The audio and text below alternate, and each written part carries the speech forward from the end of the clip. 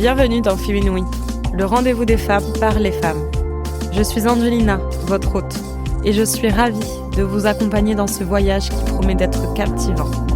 Plongez avec nous dans des conversations authentiques, des conseils pratiques et des histoires inspirantes qui feront vibrer votre féminité. Bonne écoute! Yorana, je suis ravie de te recevoir Emano pour ce nouvel épisode. Merci. Aujourd'hui, on va parler entrepreneuriat féminin. On va parler justement de ton parcours d'entrepreneuse. On va essayer de trouver un petit peu quels sont les conseils que tu pourrais donner, quelles sont les inspirations, quels sont les événements que tu as vécus dans ce parcours. Et justement, avant de commencer, est-ce que tu peux nous en dire un peu plus sur toi ? Alors je m'appelle Heymano Buisson, j'ai 30 ans et je suis entrepreneur patenté depuis 2020, donc ça fait 4 ans maintenant. Ça fait 4 ans que tu t'es lancée. Est-ce que tu peux m'en dire un peu plus sur l'avant peut-être ? Je sais que tu es partie faire tes études en France. Ouais. Pourquoi ? Alors de base, quand j'ai eu mon bac, je ne voulais absolument pas partir en France. Donc j'avais cherché des études un peu que je pouvais faire ici en Polynésie. Donc j'avais commencé un DCG. Alors comment dire que ça a été un échec total parce que le DCG c'est un diplôme de comptabilité et de gestion et ça me correspondait mais pas du tout. Mais j'ai quand même tenu les 3 ans. Bon, j'ai même pas eu ma licence. Et du coup, au bout des 3 ans, j'étais là, bon, ok, il faut faire quelque chose parce que j'ai fait des stages pendant mon diplôme de comptabilité et gestion et je me suis rendu compte que quand j'allais en entreprise, j'étais là, mais je peux pas faire ça toute ma vie, c'est pas possible, je vais mourir à ce rythme, c'est pas possible. Donc du coup, au bout des 3 ans, je me suis dit, il faut que je prenne ma vie en main et que je fasse un truc qui me plaise. Et du coup, j'ai trouvé une école de communication visuelle à Bordeaux. Et je me suis dit, ok, c'est ça que je veux faire. Et du coup, c'est pour ça que je suis partie en France. Comment t'as su que tu voulais faire ça plutôt que de la compta ? Déjà, parce que à chaque fois que j'étais en cours de compta, je faisais seulement 2 choses. Je dormais ou sinon je dessinais. Donc du coup, depuis que je suis toute petite, j'adore dessiner. Je dessinais tout le temps sur les murs de ma maison, sur les murs de ma chambre. Mes parents, ils en avaient un peu marre. Donc du coup, je me suis dit, pourquoi ne pas tester une voie un peu comme ça, tu vois. Et je suis surtout allée dans cette école-là parce que j'aimais dessiner. Et il y avait une prépa dessin la première année, une prépa art. Donc tu devais montrer un peu tes talents, et j'étais là, ok, let's go, je vais voir ce que je vaux du coup dans ce domaine, quoi. En fait, t'as écouté tes passions de tous les jours un petit peu, ça. Et c'est comme ça que ça t'a guidé vers ces métiers-là, quoi. Ouais. Et vers cette école d'abord. Et après cette école, donc tu as fait plusieurs années, c'est ça ? Alors, j'ai fait un master de direction artistique, du coup. Donc, on a commencé par une prépa dessin pendant 1 an. Donc, c'est bon, je l'ai eu. Après, il a fallu qu'on se spécialise soit en design ou soit en animation. Moi, j'ai choisi de continuer vers le design parce que c'est quelque chose que je ne connaissais pas forcément et qui m'attirait un peu parce que j'aimais bien voir les logos, comment c'était fait et tout. Donc, j'ai suivi cette voie pendant 5 ans. Après, j'ai fait mon master en design et j'ai eu mon diplôme de directeur artistique, du coup. Je pense que c'est tout un sujet et je serais quand même curieuse de savoir parce que, mine de rien, quitter la Polynésie pour vivre à Bordeaux, c'est aussi une grande étape. C'est un autre sujet, mais il faudrait qu'on y revienne. Mais c'est vrai que, ça a dû être 5 ans. C'était 5 ans loin de ma famille, mais c'était les 5 meilleures années de toute ma vie. Franchement, j'ai kiffé au début, j'étais hyper réticente à partir. Je voulais pas partir parce que j'adore mon île. Moi, c'est sûr, j'habiterai ici toute ma vie. Mais quand je suis allée faire mes études en France, c'est la vie étudiante. Tu connais l'indépendance et tout. Et franchement, j'ai kiffé. C'était ouf. J'ai vraiment adoré mes années en France. Et pourtant, t'es revenue. Et pourtant, je suis revenue. Ouais. Et oui, j'ai adoré parce que c'était la vie étudiante et tout. Mais je savais que je voulais vivre à Tahiti, ça je le sais depuis que je suis née, c'est ici que je vais vivre, quoi. Ok, donc après justement la fin de tes études, tu te dis il est temps de rentrer. En fait, c'était un peu j'ai été forcée à rentrer parce qu'on était en 2020 et c'était le Covid. Donc du coup, nos parents loin de nous, ils avaient peur, ils étaient là, ah non, mais rentrez, vous allez être bloqués en France, vous pourrez plus revenir en Polynésie parce que le Covid c'était tout nouveau, personne ne connaissait comment ça allait évoluer et tout. Donc du coup, nos parents nous ont fait rentrer.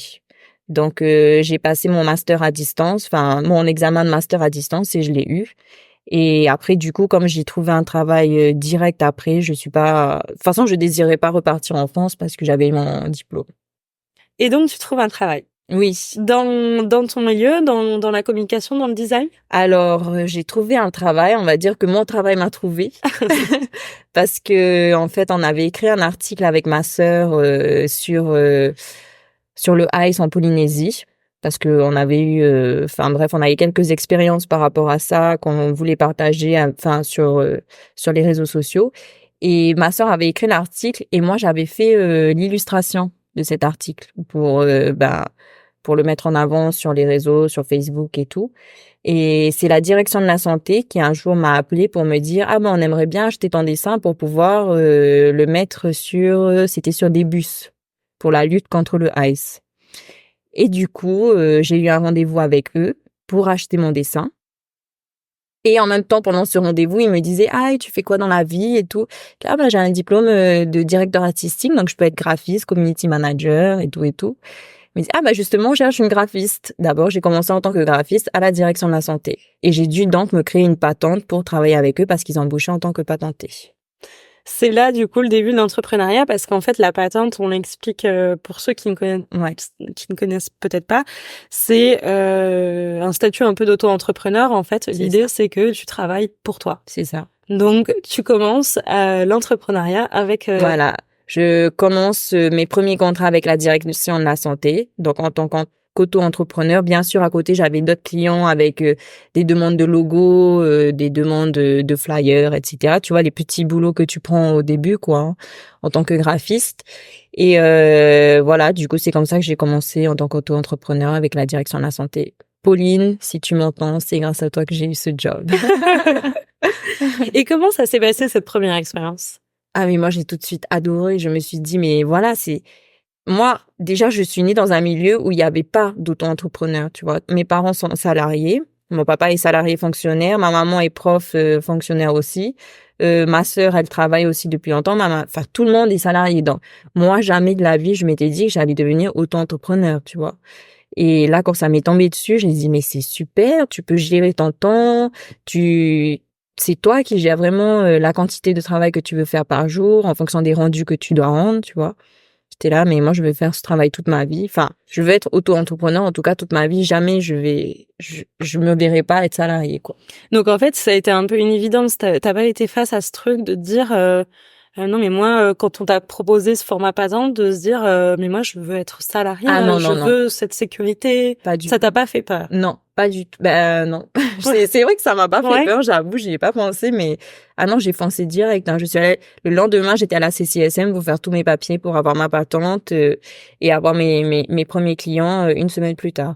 T'as vraiment vu ça comme une opportunité? Ah, ouais, j'ai sauté sur l'opportunité. Ouais, on peut dire ça comme ça. Même je vais foncer dedans. Ouais, c'est ça. Ouais, j'ai pensé, hein. Et est-ce que tu as fait face justement dans ce début d'expérience à des défis parce que quand on n'a jamais été entrepreneur, c'est sûr que oui, comme déjà comme je t'ai dit, j'étais pas du tout entourée d'auto-entrepreneurs, donc je savais pas du tout comment ça se passait, tu vois, de base. Et ensuite, j'ai rencontré mon fiancé actuel qui lui est auto-entrepreneur. Donc j'ai vu un peu comment il s'organisait, tu vois, j'ai pris un peu exemple sur lui comment il s'organisait. Donc il fallait se mettre quand même des heures de travail par jour. Et le plus difficile c'est de s'autodiscipliner en fait. Il y a des jours t'es motivé pour travailler, ouais, je vais faire ça, mais il y a d'autres jours t'as envie de rester dans ton lit et comme t'as pas vraiment d'impératif horaire, tu glandes un peu, tu vois. Et pourtant, ton salaire dépend. Mais ton salaire dépend de ton travail, exactement. Donc t'es obligé, l'autodiscipline, t'es obligé de l'avoir vraiment tous les jours et ça c'est quelque chose qui se travaille énormément au début parce que t'es là, tu vois, t'es jeune, tu fais la fête. Non mais c'est moi, je vais aller faire la fête et après tu laisses un peu de côté ton travail, mais au final non, ça s'empile et au bout d'un moment, tu t'en sors plus, quoi. Tu vois. Donc toi, tu dirais quoi, les premiers défis que tu as rencontrés parce que justement tu sortais d'études, tu étais jeune, etc. Ouais. C'était de trouver cet équilibre entre la vie Oui. personnelle et la vie professionnelle parce que on est jeune et on a Oui, envie voilà. de profiter. C'est ça. Et surtout qu'il y a personne pour nous dire fais ci, fais ça à ce moment-là. Tu vois, comme quand t'es à l'école où tes profs ils te disent ok, faites ça, ça. Non, là c'est vraiment toi, tu dois te prendre en charge et vraiment te donner une bonne discipline pour avancer, quoi. Et justement de cette première expérience, est-ce que tu t'en retiens quelque chose au-delà de cette discipline à avoir? Est-ce que ça t'a appris d'autres choses sur toi? Alors ça m'a appris que j'avais une énorme capacité de travail. Parce qu'avant, il faut savoir que quand j'étais en classe, j'étais pas non plus celle qui travaillait le mieux, quoi. Personne n'aurait parié sur moi dans cette vie professionnelle, je pense. Mais je me suis rendu compte qu'en fait, si tu te donnes les moyens, tu peux vraiment te dépasser, mais ça ne tient qu'à toi, en fait, d'aller toujours plus loin, en fait. Tu vois, tu te dis, mais non, j'aurais pas le temps de faire ça, j'aurais pas le temps de faire ça, parce que quand t'as plusieurs clients, tu peux avoir une grosse masse de travail que tu te dis, ah, ben, je vais pas pouvoir tout gérer. Mais au final, si tu t'organises bien, l'organisation aussi, c'est très important. Si tu t'organises bien, tu peux te découvrir d'énormes compétences, pour le travail. Moi, ça me fait aussi penser à quelque chose qui est important, je pense, c'est que je pense à notamment mon chéri, mon mari aussi, qui a mis du temps à trouver sa voie, mais qui, une fois qu'il l'a trouvé, a fait un bac+5, a fait des études, a réussi professionnellement. Il y a vraiment ce truc-là aussi, je pense, de trouver ce qui nous plaît. Mais ça, c'est vrai, hein. Tout le monde, mais oui, mais c'est la phrase, là, quand on te dit, si tu fais ce que tu aimes, tu travailleras jamais ta vie. Mais en fait, moi, là, je me rends compte aujourd'hui que c'est vrai. Cette phrase, il y a pas, c'est comme quand tu fais des compétitions de sport, en fait. Quand tu t'entraînes et tout, tu le fais parce que tu aimes ça, en fait. Tu vois, alors qu'il y a des fois, t'as pas envie d'aller t'entraîner et tout, mais tu le fais quand même parce que tu aimes. Donc, c'est important de trouver sa voie et de faire ce qu'on aime, moi, je trouve. En tout cas, c'en est la preuve, parce que si tu disais que justement tu étais une élève sur qui on n'aurait pas parié, et aujourd'hui on va y venir, voilà, tu fais plein de choses, c'est bien preuve que oui, ouais, voilà, c'est quand on a trouvé ça. C'est ça. Mais c'est complètement vrai. Quand je vois certaines personnes qui peuvent rester, tu vois, dans un salariat où ils se plaisent pas vraiment, et je leur dis mais lancez-vous, c'est tellement beau de faire ce qu'on aime, en fait. C'est vrai. Ouais.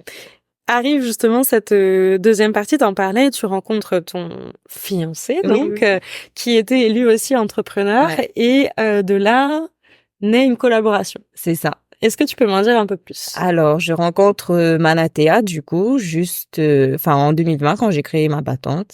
Et donc, lui, il avait déjà une marque de surf qui s'appelle Blast Tahiti, donc qui existe déjà depuis 10 ans. Donc, je le voyais, ah ben ouais, lui, il vit de son petit business, de sa marque et tout. Donc, il y avait que le côté garçon.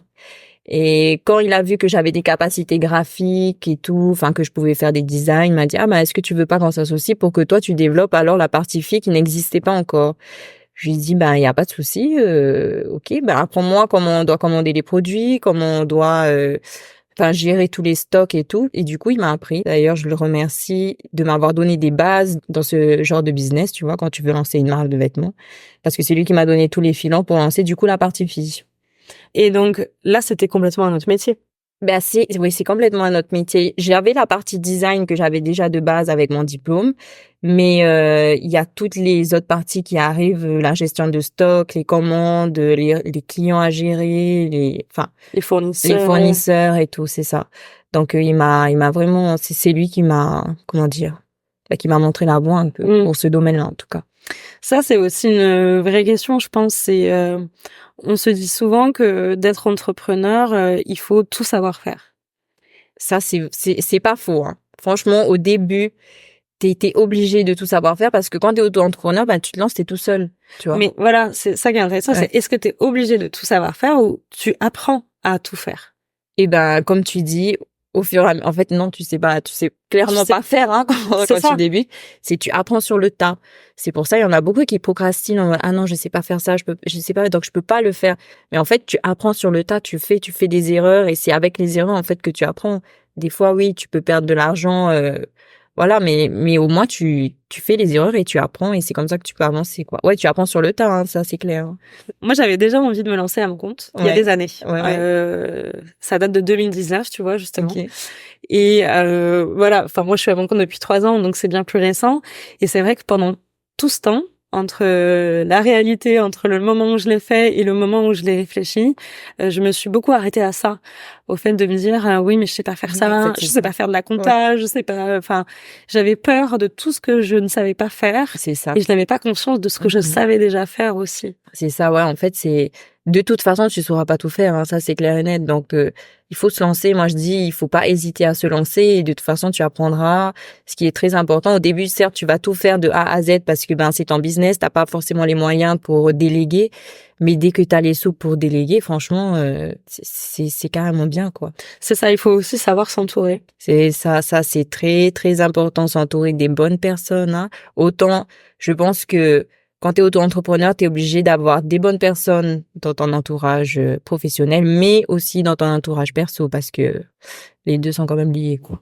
C'est ça, parce que être entrepreneur, c'est mélanger pro et perso, c'est ne pas avoir d'horaire, Oui, c'est ça, tout est mélangé. Si tu as un entourage qui te pompe ton énergie, qui est énergivore, à qui tu dois tout donner et tu peux pas te concentrer sur tous tes projets professionnels, ça compte énormément l'entourage personnel, je trouve, hein, dans l'auto-entrepreneuriat, en tout cas.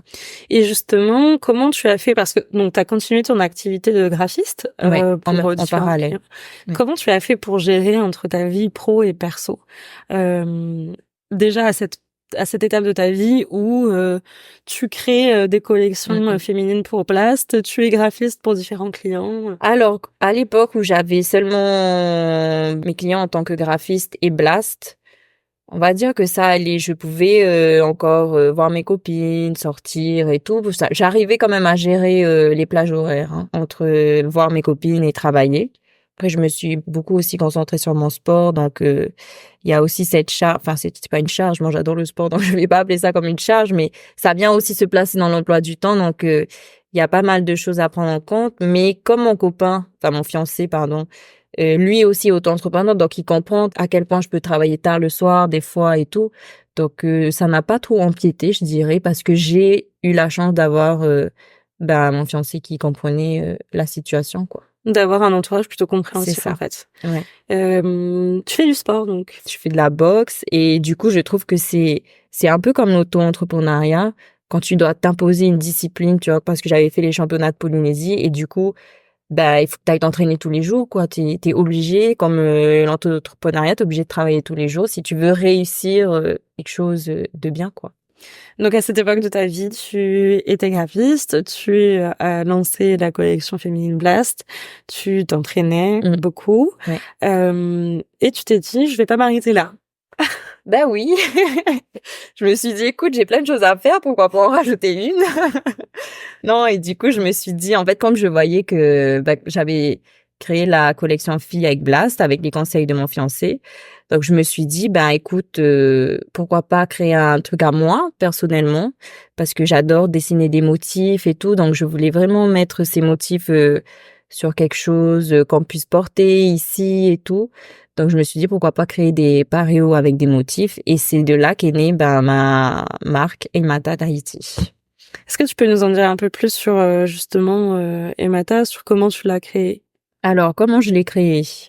En fait, j'avais déjà une panoplie de designs que j'avais dessinés. À Et titre personnel que tu gardais pour à toi? titre personnel, oui. Ouais. Et après, du coup, je les ai déclinés, enfin, je les ai arrangés pour qu'ils rentrent plus dans le format Emata, on va dire. Et après, il y a les premières étapes, chercher les fournisseurs pour créer la marque.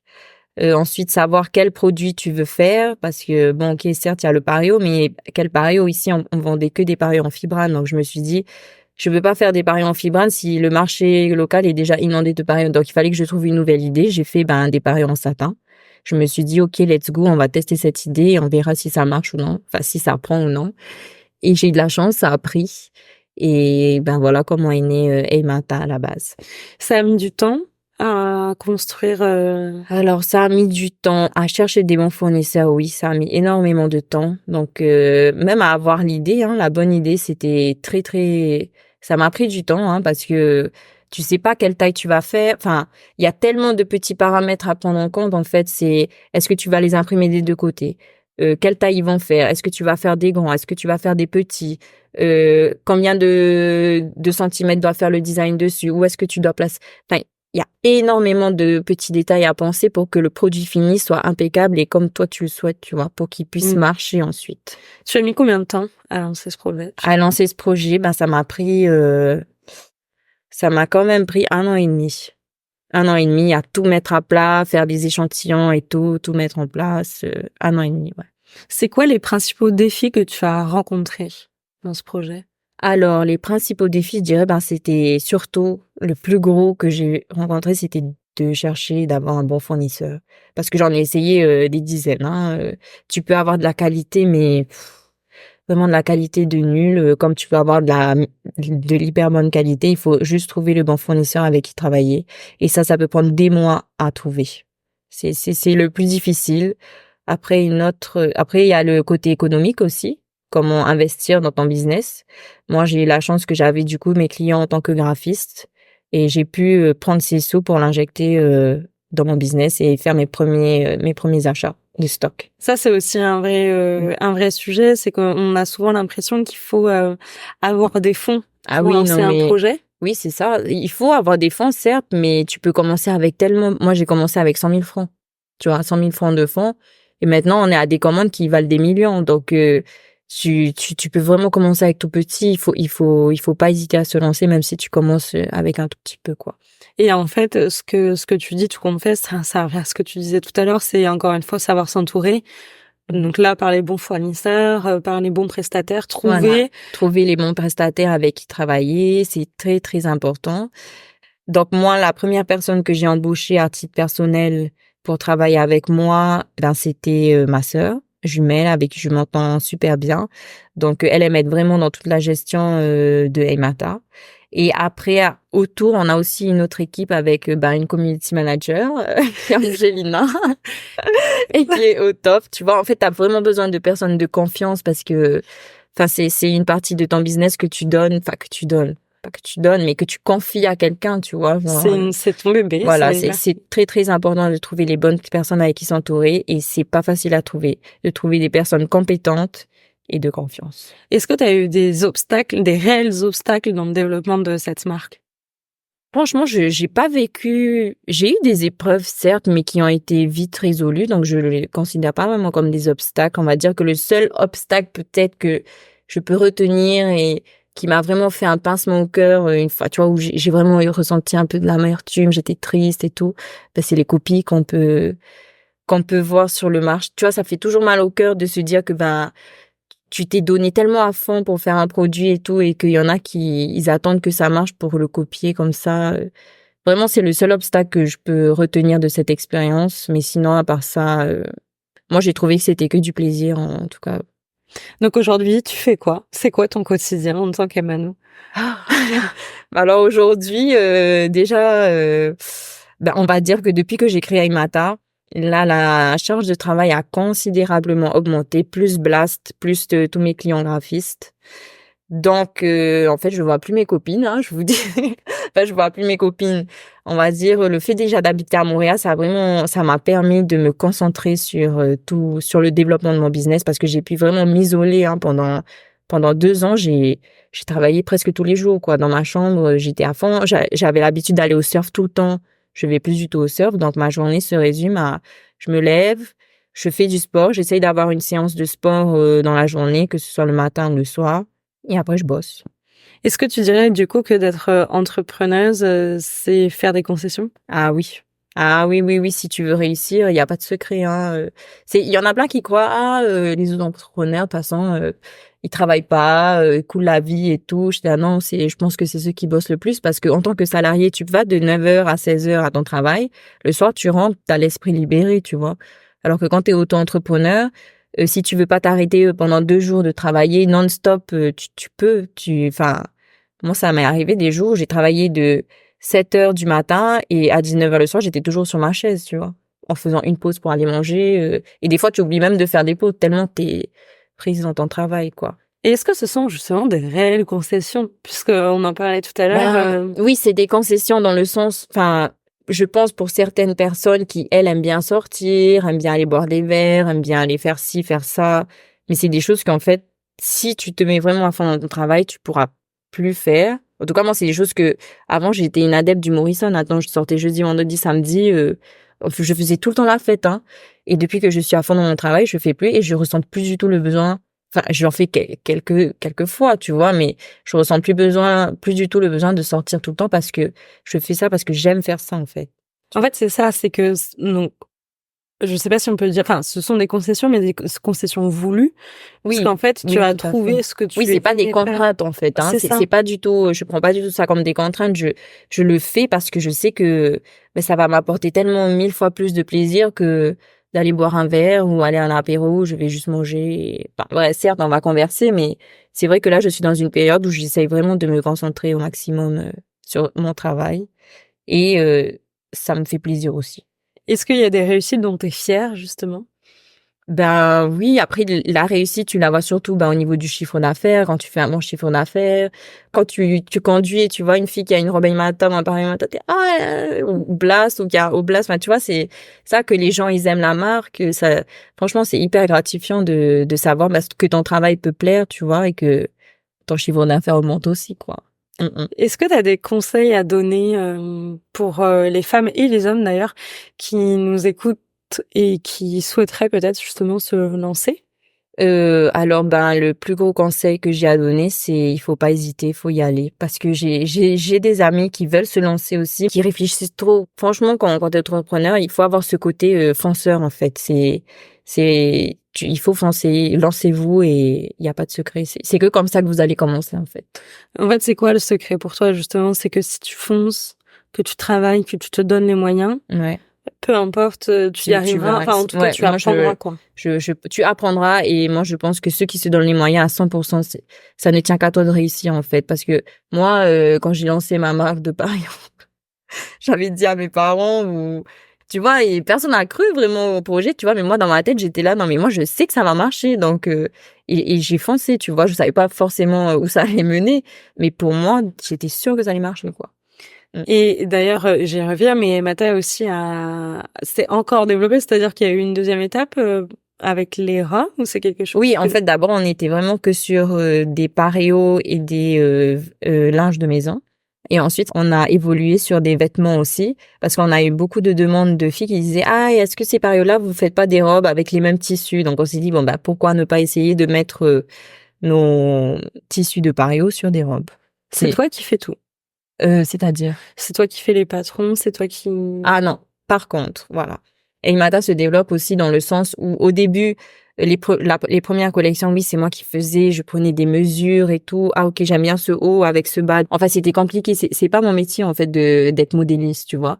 Donc là, avec Eimata, on a décidé de prendre une modéliste dans notre équipe pour pouvoir nous faire les patrons. Et en plus, il y a une modéliste hyper reconnue ici, elle s'appelle Hani Hari, qui bosse hyper bien et elle a énormément de talent. Donc je pense qu'on pourra évoluer dans une meilleure qualité de vêtements et de coupe en tout cas pour nos robes. Chacun son domaine, tu vois. Un business, ça a tellement de facettes différentes. Certes, tu vas savoir toucher un peu à ça, à ça, à ça, mais tu seras pas expert. Donc moi, je trouve que c'est bien de prendre un expert pour chaque domaine dans ton business. T'as forcément rencontré des moments un peu plus compliqués, je suppose, dans tout ce parcours. Comment t'as fait pour gérer peut-être les doutes, les difficultés? Tu t'en parlais tout à l'heure, la concurrence. Enfin, Ben, écoute, les doutes, c'est sûr qu'il y en a eu, hein. Quand tu fais des designs, tu dis non, mais elles vont pas aimer ces couleurs, non, mais elles vont pas aimer cette coupe. Enfin, tu sais jamais au final si ça va marcher. Mais comment j'ai fait pour gérer tout ça? Bah, écoute, j'ai juste foncé, continué à avancer. Et c'est tout, hein, parce que c'est sûr, hein, des fois, je fais mes collections de pareil, je me dis, non, mais c'est bon, ça va même pas marcher et tout. Et au final, mais ça cartonne, tu vois. Donc, il faut réfléchir, mais juste continuer à avancer, avancer, avancer, malgré les étapes, les épreuves. Pas se laisser abattre, quoi, tu vois. c'est intéressant ce que tu dis, c'est un vrai mindset, en fait. Ah oui, mais dans ta oui. vie, tu fonces. Ah oui, je fonce. Ouais, je fonce, hein. Il y a plein de trucs que j'ai fait. J'ai investi, je savais pas si ça allait marcher et tout, et merci, j'ai eu de la chance, ça a marché. Est-ce que c'est Mais de la chance? Est-ce que c'est de la chance? Non, il y a beaucoup de travail, hein.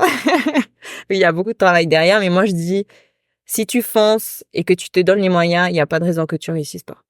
Est-ce qu'il y a une personne que tu admires justement pour ce qu'elle a pu développer professionnellement? Pour moi, je suis en admiration devant toute personne en fait qui se donne les moyens pour réussir, quoi. Je pourrais pas te citer quelqu'un en particulier, mais si t'es une personne qui fonce et qui se donne les moyens pour réussir, je t'admire. J'ai une dernière petite question avant de passer à un petit exercice. Ouais.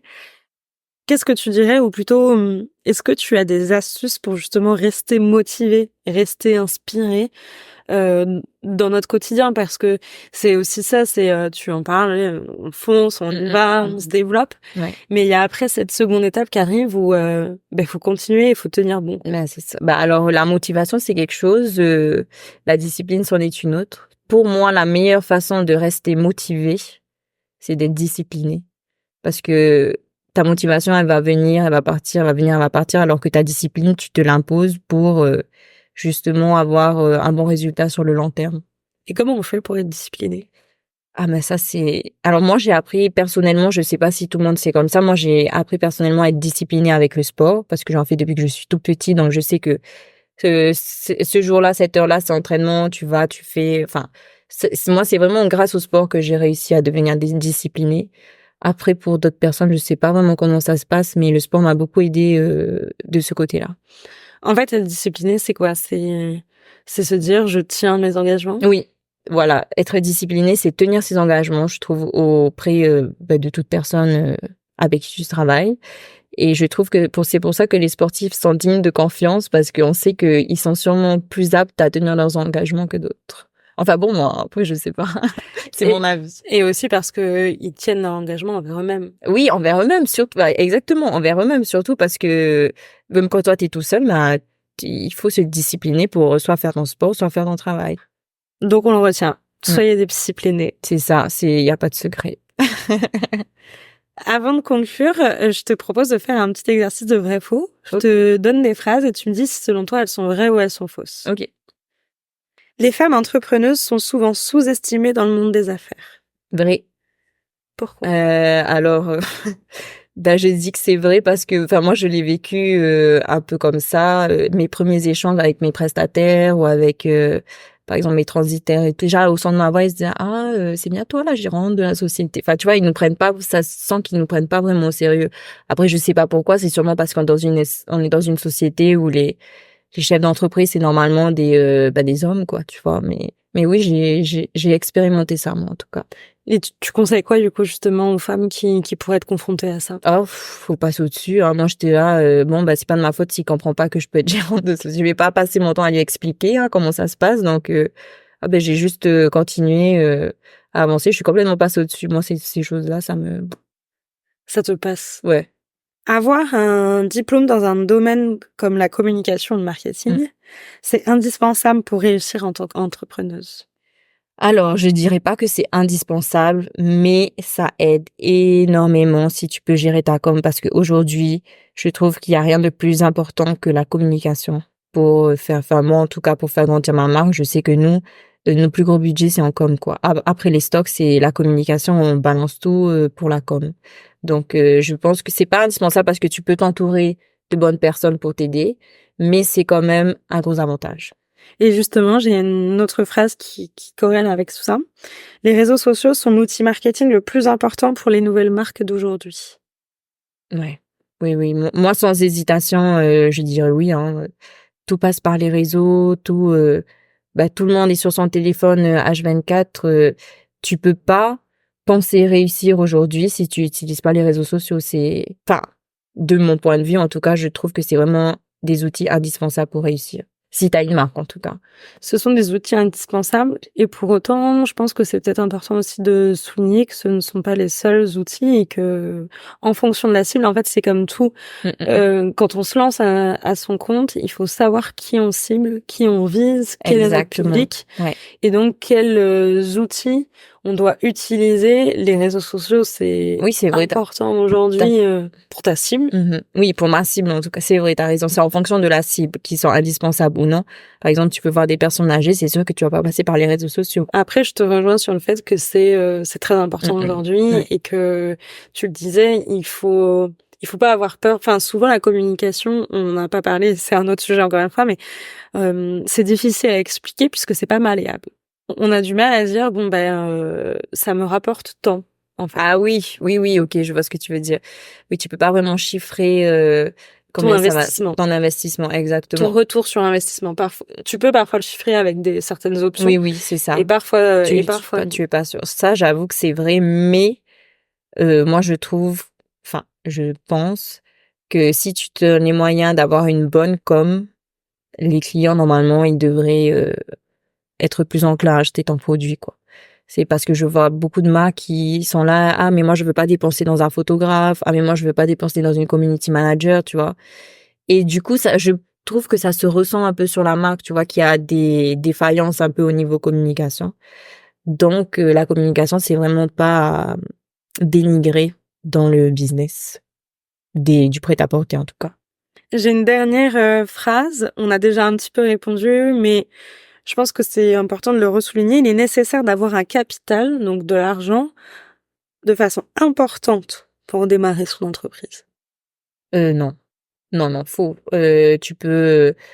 Moi, je sais que j'ai démarré avec à peine 100 000 francs pour Elmata, mais je sais qu'il y en a qui démarrent, certes avec du coup l'investissement de leur téléphone, quoi. Ils font tout leur téléphone et tout, donc non, faux. En fait, ça dépend encore une fois de ce que tu veux faire et tout, mais ça doit pas être un frein. Ça doit pas du tout être un frein pour pouvoir se lancer, non. Merci Mano pour tout ça. Est-ce que tu aurais peut-être, je sais pas, un dernier conseil, une dernière phrase à dire aux personnes qui nous écoutent pour faire en sorte que demain elles aillent s'inscrire et qu'elles aient envie d'entreprendre? Le seul conseil que j'ai à donner, c'est foncez, hein, les filles ou les hommes, peu importe, foncez, n'hésitez pas. Et franchement, si vous vous donnez les moyens, c'est sûr que vous réussirez. C'est tout ce que j'ai à dire. Parfait. Une dernière petite question? Oui.